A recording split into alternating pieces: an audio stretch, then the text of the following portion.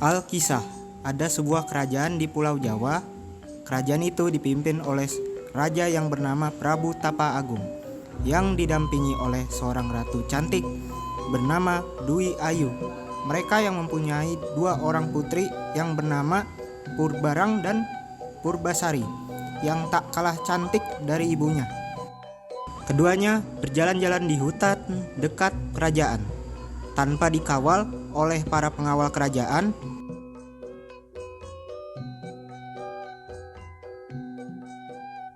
Tenang sekali suasana di sini. Benar, di sini memang lebih tenang daripada di kerajaan. Di tengah jalan, ternyata sesuatu yang buruk terjadi pada Prabu Tapa Agung.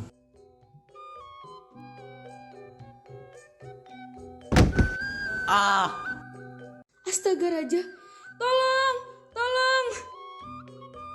Syukurlah ada orang yang mendengar. Seorang nenek yang tengah mencari kayu bakar datang. Ia menawarkan untuk mengobati Prabu Tapa Agung di rumahnya. Anda terkena duri semak. Jika Baginda selalu menempelkan daun ini pada lukanya, saya yakin pasti akan cepat sembuh. Terima kasih, Nek. Saya tidak tahu bagaimana nasib kami jika nenek tidak ada. Terima kasih banyak, Nek. Aku sudah tua. Mungkin sudah saatnya aku untuk pergi. Jangan berbicara seperti itu, suamiku. Tidak, istriku. Sekarang memang sudah saatnya aku turun tahta. Aku akan menunjuk Purbasari. Apa? Aku adalah anak sulung. Harusnya ayah memiliku. Benar ayah Anda, seharusnya Purbaranglah yang menjadi penerusmu. Tidak. Keputusanku sudah bulat. Hentikan! Apa kalian tidak lihat ayah kalian sedang sekarat? Tinggalkan ruangan ini sekarang. Purbarang bersama tunangannya, yaitu Indrajaya, merasa kesal karena keputusan Prabu Tapa Agung yang menurut mereka tidak adil. Hal tersebut menyulut kemarahan di antara keduanya. Setelah berpikir panjang, Purbarang menemukan sebuah rencana untuk mengembalikannya ke posisi yang ia inginkan.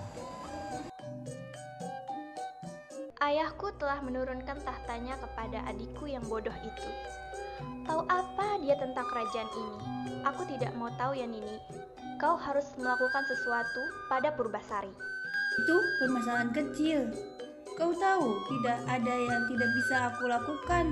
Tapi kau bukan juga tahu aku punya harga, bukan? Cih, aku rasa ini cukup untuk mengutuk Purbasari. Baiklah, tunggu saja. Selang beberapa hari, Nini si penyihir berusaha untuk menyelinap ke dalam kamar Purbasari. Saat ia berhasil, Nini langsung melancarkan rencananya untuk mencelakai Purbasari, yaitu dengan menumpahkan bubuk racun di kasut Purbasari. Keesokan harinya, kerajaan dihebohkan oleh Putri Purbasari. Apa yang terjadi? Saya tidak tahu apa yang terjadi, Baginda. Tiba-tiba saja kulit Tuan Putri sudah menjadi seperti ini. Astaga, bau sekali. Lihatlah ya Anda. Apakah ayah Anda ingin menurunkan tahtanya kepada orang yang terkutuk seperti itu? Ayahanda, aku juga tidak tahu apa-apa. Baginda, rakyat mengeluhkan mengenai keputusanmu. Baginda, bagaimana ini? Apa yang terjadi pada anakku? Ayah Anda, Purbasari tidak layak untuk menjadi ratu. Apakah ayah Anda ingin rakyat kecewa? Kau benar putriku. Dayang, tolong bawa Purbasari ke pengasingan. Apa? Ayahanda, jangan usir aku. Berhenti menangis putriku. Kembalilah saat kau sudah sembuh. Maafkan saya, Tuan Putri. Tidak apa-apa, Dayang. Ayahanda sudah memerintahkannya. Baiklah, tapi sebagai permohonan maaf saya, izinkan saya mencarikan tempat tinggal untuk Tuan Putri. Tuan Putri, ini Ki Hajar Wirangrong. Dia adalah guruku dan seorang pendeta yang sangat sakti. Dia yang akan membantu dan menemani Tuan Putri selama di pengasingan. Ki, ini Tuan Putri Purbasari. Dengan senang hati, Dayang.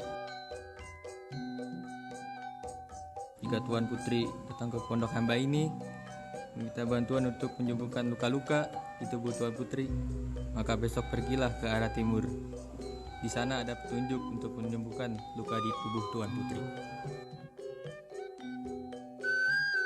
Setelah mendengar anjuran dari Ki Hajar Wirangrong, paginya Purbasari segera pergi ke arah timur, dan ketika Purbasari duduk di sebuah bebatuan, dia melihat seekor lutung yang muncul dari semak-semak.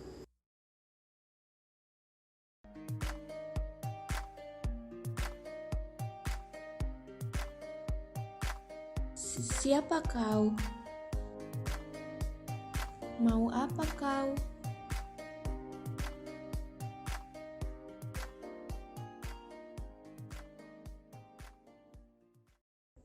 Lutung Kasarung.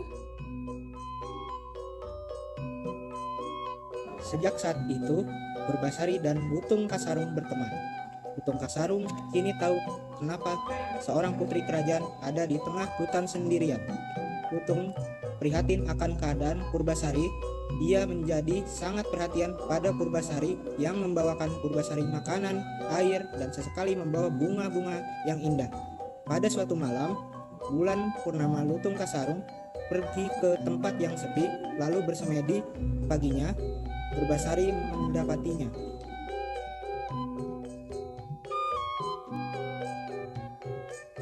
Lutung, apa yang sedang kamu lakukan? Tuan Putri, minumlah air putih ini.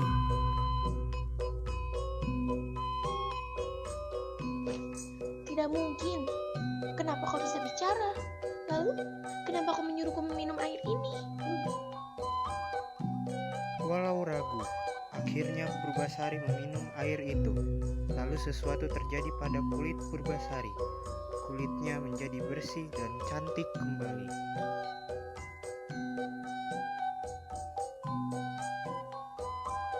Tidak mungkin. Kulitku kembali seperti semula.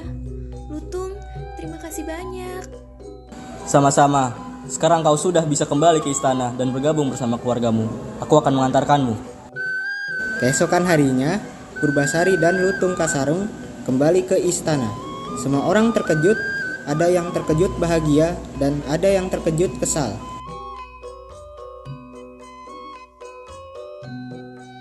Tuan Putri, Baginda Raja, Baginda Ratu, Tuan Putri sudah pulang. Astaga, bagaimana ini bisa terjadi?